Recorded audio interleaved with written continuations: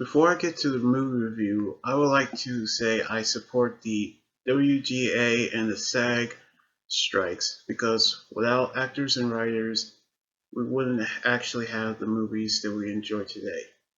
Because we knew how important these guys are. So we actually continue to support them during their strike, but we need to actually come together to actually to do what is right for them because they're the ones who actually make movies happen and the movies that we enjoy today.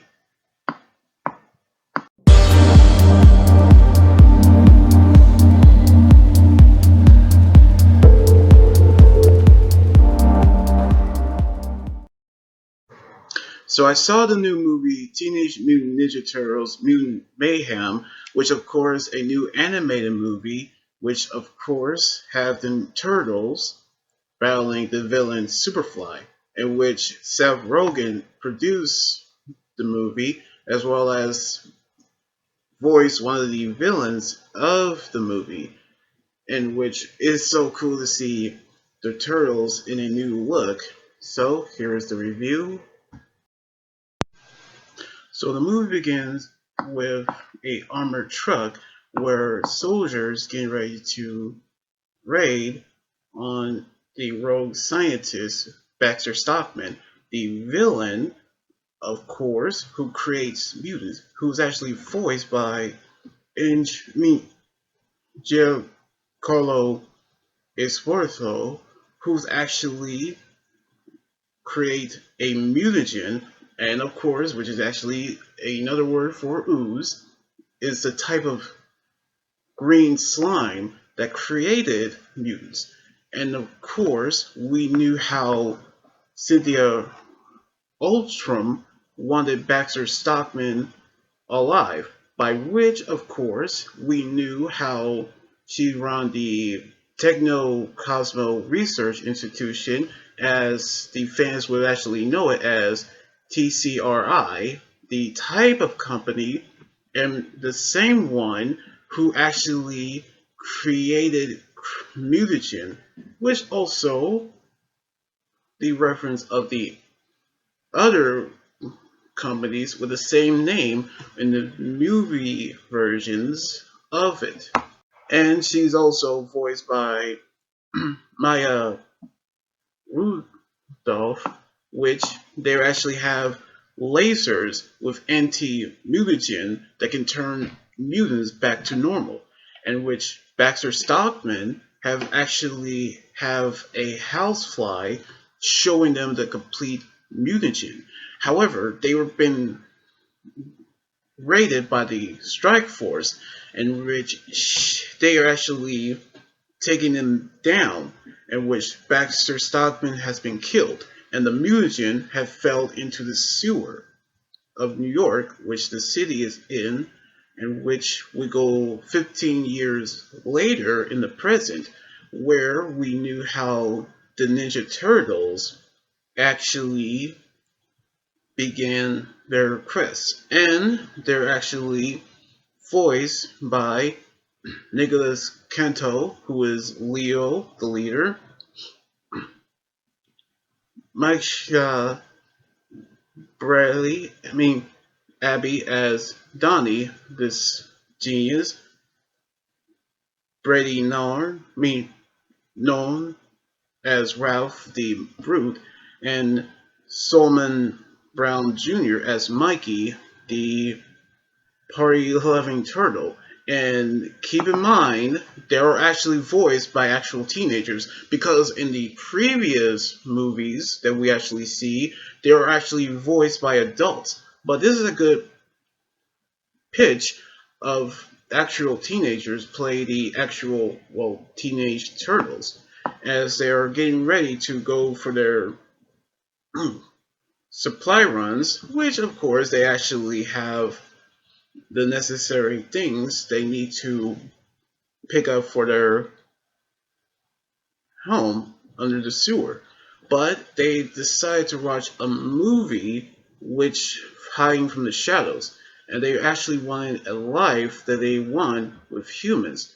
However, upon sneaking into the home, they are actually caught by their surrogate rat father, Splinter, who was voiced by Jackie Chan, the actor and martial artist.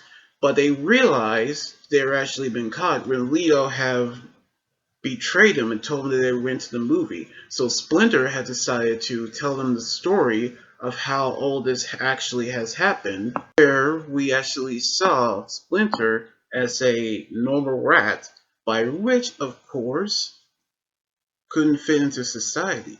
But that's when he met the turtles, who fell into the mutagen, of course, ooze, which he decided to adopt them as his sons. As the mutagen turned him into a mutant, we see how they live a normal life as a family. However, we knew how one day he wanted to see the human world, but they were turned away by humans who viewed them as monsters. So he actually has the distrust of humans. So now they decided, well, he decided to actually defend himself with the art of ninjutsu and learning how to fight in the ninja way, which of course with the help of the music pushing to the limit, in which it really is a workout song and really good one, which we see how they're now ready as ninjas, but they still disobey him as they are actually can't leave New York, I mean the sewer for 1 month, which of course we see how they're angry at Leo for betraying them, but they realize of how they wanted to have a human, I mean a normal life with humans, by which a cargo van with technology was stolen by criminals, by which of course they're actually saw the criminal, they're actually are afraid who actually are killed by the criminal called SuperFly, and not like the movie, we see how one night during their supply run, they actually playing with the katana, slicing up watermelons and using a ninja star to throw at it. But we see how they are run across the girl named April O'Neil, who is actually caught the eye of Leo, by which we knew how she is angry at them. And she's also voiced by Io Ildebrandi, which of course we see how her moped was stolen by a gangster, which they decide to retrieve it, which they actually fight a gang of criminals, which in their first fight, which we see how April got her moped recovered, and they found how they introduced themselves, by which she is amazed. Which they are all actually telling about their origin story after they get some pizza, their favorite food, and they actually knew that she wanted to be a journalist. But when they go to high school, due to the fact that it was on curfew because of the Superfly death, we see how they are actually in high school where they're actually amazed, and how the bullying, which is terrible, where April is actually called Puke Girl, which she, at one embarrassing incident, she was actually vomiting in front of camera trying to be a journalist. But she actually have done research of SuperFly, so they decided to team up with her to actually stop SuperFly, as they're going to be accepted to the public, which we see cartoon version of how they're going to be accepted as humans, which of course, seeing them in human clothes, actually get to know everyone, So we knew how they stopped a SuperFly who actually appeared, who is actually a giant fly, where we see how they actually knew about him, which he's actually introduced himself as, well, Superfly, who's voiced by rapper Ice Cube, which you may have heard his voice as Candlemaker in the Book of Life, by which he actually introduced the other gangs of mutants that which are actually have the voices of Bebop, who is voiced by Seth Rogen, the executive producer of the movie, who also voiced Mantis in the Kung Fu Panda movies, and recently Donkey Kong in the Super Mario Brothers. Rocksteady, who was voiced by WWE superstar John Cena, which, if everybody who actually saw a reference of another WWE superstar, Sheamus, who did Rocksteady in the 2016 TMNT Out of the Shadows movie. Then we actually have Ray Fillet, who was actually voiced by a fellow rapper, Post Malone, and then Leatherhead, who's actually voiced by Rose Brie, which she does a amazing Australian voice. Then we actually have Genghis Frog, which of course done by Hannibal Buress, and of course Mondo Gecko, who's voiced by Praru, who's actually in Ant-Man and the Wasp Quantumanium. Then we have Wingnut, who is voiced by Natasha, Natasha Dimitri, and Scumbug, who didn't actually speak, but we see how she's a roach. So they decided to get to know each other, by which the same story that Superfly have told is the same one that Splinter had done. But it's actually different since it's actually where he kills the human who tried to hurt them. So they actually steal the tech to to weaponize the ooze to make mutants into them, where they can take over the earth and enslave humans. Kind of sound like in the mutant world in the 2012 version of the show. We can tell how the turtles won't allow that. So they decided to take the tech away when they actually headed towards their hideout. By of course, they actually escape, but they realized that the tracker was placed by TCRI. They are actually captured by the Strike Force, and we knew how April is going to save them by convincing Splinter about the turtles in trouble. So Cynthia has interest in them. So they are going to be, well, milled for their mutagen, which is really weird. So I'm going to have to be honest by saying draining them of their mutagen, like how they were drained in the 2014 movie, by which we see Splinter arrive. And we see how he actually fights with their weapons, just like how every father is actually did for their kids, by which we knew how they lied to him after they found their clothes and tried to make it like a human world, which they're actually getting ready to go back to the sewer after they disobey once again. However, they saw how they created the device was complete as they are getting ready to take over the world. But they've all realized, which Superfly's crew have seen what they have done, so now they actually try to stop them. By which he's told them that if they listen to him, they would be alright. In which Splinter have heard those words before, which he has said them to his sons, in which he made him realize what a terrible choice that he have done.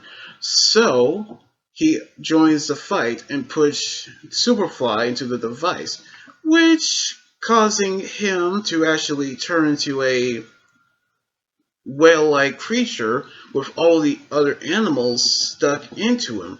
So they actually saw him getting ready to attack the city. But Splinter, which he have actually rallied the mutants and his sons, where they band together to stop him. But we knew how he is too powerful to actually defeated the other mutants.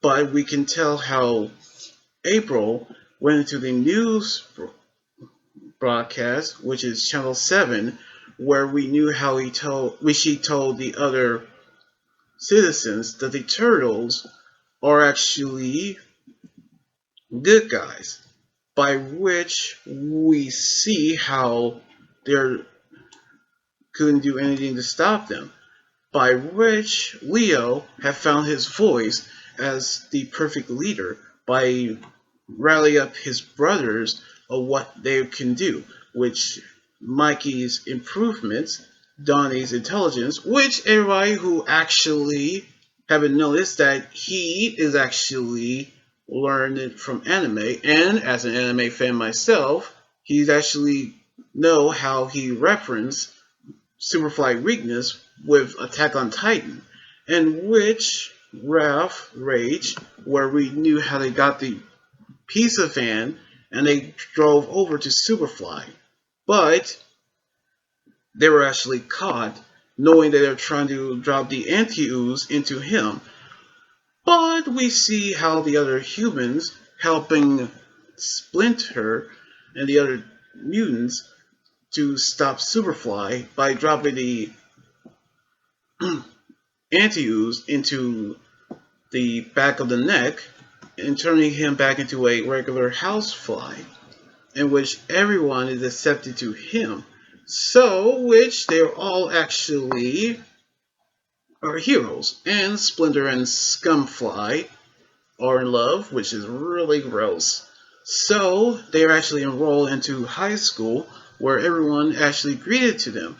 As they are enjoying their high school life, we can tell how Donnie has found the computer club, then Ralph joined the wrestling team, and Mikey is in the improv group, and Leo joining April on the investigation of the TCRI, which they didn't know that he's have a crush on him. But Cynthia Ultram knew that they are actually realized of their plan. As they are joining themselves into prom, we can tell how she's going to recapture them with the aid of their arch nemesis, the Shredder. And not like the other Shredders in the movie, we can tell how he's going to capture the turtles. And the movie actually ends. Now, I really love how the movie shows how the turtles are voiced by actual teenager actors, and the art is actually incredible. Plus, the soundtrack is actually awesome too, which the soundtrack for the Superfly intro, which I really need to put that on my playlist, and we can tell how Seth Rogen have done an incredible job as the producer of the movie. So I really enjoyed this movie, where it actually is incredible. So I cannot wait to see what else is going to come out since it is August, hopefully by the end of summer. So I cannot wait. So anyway, like this video, subscribe for more, and comment anything about the movie review. You guys can also follow me on Twitter, Instagram, Tumblr, and my Facebook page and Twitch. Until then, this is Anime Guy joining here saying signing out. Laters and be safe.